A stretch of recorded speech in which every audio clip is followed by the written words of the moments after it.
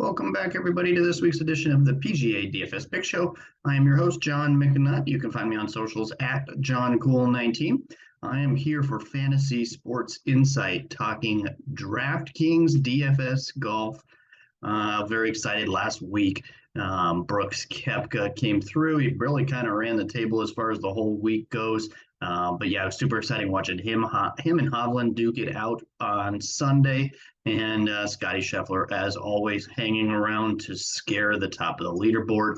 But yeah, pumped for Brooks. I kind of had a feeling he was going to be a great option. I didn't like his DraftKings price, but I did have some shares there, so ended up not being a terrible week. Let's go ahead and jump in this week, though. Charles Schwab Challenge. We are looking at the Colonial Country Club. This is in Fort Worth, Texas. Is a par 70, 7,200 yard with bent grass greens. Kind of a few features here to know about Colonial. This is a very difficult course, likely looking at under double digits, I should say single digits, under par for the winning score this week. Although the weather looks like it could be optimal, maybe even some rain on Wednesday to soften up the course a little bit, and then really the wind staying low throughout the weekend. We'll go ahead and pay attention to that more on Wednesday when we get a better idea of exactly what we're going to see. But I do think the scoring will be decent compared to previous years. But again, this is a difficult course. This is the fairways are tree lined. They are very narrow, some of the most narrow on tour. There are smaller greens. What we're going to see is a lot of golfers needing to scramble this week. We're going to see a lot of golfers missing the green and needing to play well around the greens. And as a whole, this is a tee to green course. It is not a bomber's paradise. If you look at the winners from previous years, we're not talking about guys that are just bomb and gouging this course. You absolutely need to pick your spot, and kind of plot around this course. That is how you win here at Colonial. A lot of forced layups too. Again, the drive accuracy is going to be very important. Got to be in the fairway, got to be in the right spot. As far as distance, though, that is absolutely not part of my research at all this week. I'm going to focus a bit more on approach.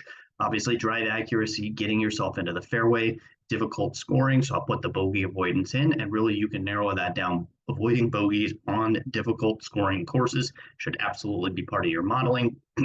And then I'm going to include course history. This is one of the top 10 as far as a correlation for year to year for the course history here. So put that into your modeling also. You could include greens in regulation. This is a very low percentage, much lower than tour average when it comes to greens in regulation there. And as far as proximity goes, we're going to see the majority of approach shots coming from the 125 to 150 and then 150 to 175 range. You want to include that as well. So again, as far as the course goes, tee to green kind of being an all-encompassing stat here, minus the bent grass putting, but certainly include that. And if you think about some of the best tee to green golfers on tour, the one that comes to mind for me is Sam Burns, but I will start with my favorite pick this week, and that is Jordan Spieth. He is coming off a decent week last week. He actually finished 29th. Nobody wanted to play Jordan Spieth because of the wrist injury, and obviously that was a concern, but I think he's kind of put most of those concerns to bed by playing well, playing through the weekend last week at a very, very difficult Oak Hill Country Club at the PGA Championship. He's at 9,500 this week. I think the price tag is really good. There's, I think, five golfers total that are in that 10K range. So it kind of bumps him down in the pricing a little bit at 9,900. I like that a lot. As far as his form, he's made 8 out of his last 10 cuts. 5 of those top 10 finishes, so really good form for Jordan Spieth coming in. Course history, though, is number 1 for him here. He's made all 10 cuts, all 10 tries here at this course. His worst finish is 32nd, but he has 7 top 10s in those 10 tries, 1 win, 3 runner-up finishes. Everything points to Jordan Spieth loving this course and absolutely having a great fit. Obviously, this is Texas. The narrative often is Jordan Spieth plays best while in Texas. So we are back this week. Bent grass is his best putting surface. Although back-to-back events, he's actually lost strokes around the greens and lost strokes putting. That's not normal for Jordan Spieth. I think we see a bounce back this week. And then as far as kind of some of the stats, He's top 10 tee to green in this field, 24th around the greens, 26th scrambling, and 16th with his irons recently. And I think because of that injury, as well as kind of some of the other golfers in the price range here, I think Jordan Spieth goes a little bit under owned. I like him a lot in GPPs this week. Maybe more so for me, though, as far as GPP play, that would be Sam Burns at 9,700 on DraftKings, 28 to 1 outright to win. He did win just a month or two ago at the match play. That is an excellent comp course if you're looking. Obviously, that is not a strokes event, so you're not going to see the exact stats, but Sam Burns won that event, plays well there, plays well here. He's missed his last two cuts, has Sam Burns, but I think that really lowers his ownership. Looking at kind of the ownership projections, he's probably going to be the lowest owned of anybody above 10K. Obviously, he's just below it, but he will be lower owned than Jordan Spieth and all of those 10K guys, in my opinion. Sam Burns, an excellent GPP option for some leverage there. Course history, he has made 2 out of 3 cuts. Obviously, I mentioned that he won in 2019, he finished 31st, and then he won here last year, and he ranks 13th when it comes to bent grass putting. He also ranks 8th for scoring on difficult courses. Sam Burns, I think, is a great option here. If you can get to him in even cash, I think is a good option here for Sam Burns this week. Let's jump into some value plays and some pivot options to round out your DraftKings lineups. I'll start with Andrew Putnam. He's at 7,100, very cheap price tag here for Putnam this week. He is 80 to 1 outright. I would certainly look at maybe a top 10 or top 20 bet on Andrew Putnam in the outright markets. His form's pretty good. He's made 4 out of his last 6 cuts. His best finish was 24th at the Mexico Open. Looking back a little farther in January, he did have a top 5 also at the Sony Open.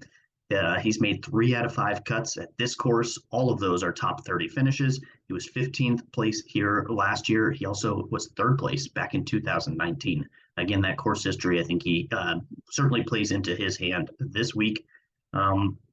His irons have been really, really hot lately. He ranks 10th right now over the last 12 rounds on approach. He ranks 6th in long-term bent grass putting. Really, really good bent grass putter is Andrew Putnam. And his last 36 rounds, he ranks 13th on fairways. And really, if you hone in on just difficult to hit fairways, he's even better. Like I said, 13th there, 22nd in good drives gained, and he ranks 5th when you look at short, hard courses. Some similar fits for Andrew Putnam here. Really good as far as kind of the course suitability for him. One more name I will mention, not on the slide here, that is Cam Davis at 8,600 on DraftKings. He looks like he's going to be super popular. The form is really good, played very well last week. If you look at his season-long stats, not great, but I think he came out and said he had a very long illness that really kept him from practicing and playing well. But I think he's bounced back over the last 2, 3, 4 weeks, playing much better is Cam Davis. So give him a look at 8,700 on DraftKings. But some low-owned pivots. I'm going to start near the top, and that's Max Homa, 10,100. He's showing like a 9% ownership on DraftKings. Him and Sam Burns will be probably the lowest owned up in that area of the pricing. He's like half the ownership projection of Jordan Spieth, half of the Morikawas and Hovland. All those guys up there, much, much higher projected ownership than Max Homa. And as we know, with Max, he's an excellent scrambler. He plays really well on hard courses, and he is also very good tee to green. I think you give him a look in your GPP lineups. One more name I'll mention, and that is JJ Spawn. He's a bit lower in the pricing at 7,600. I like him coming in at around 3% ownership on DraftKings. That's like there's a couple golfers in that range.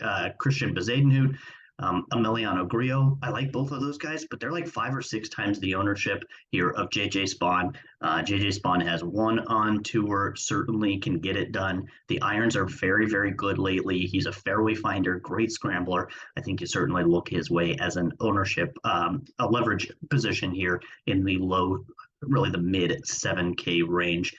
So yeah, give JJ Spawn a look.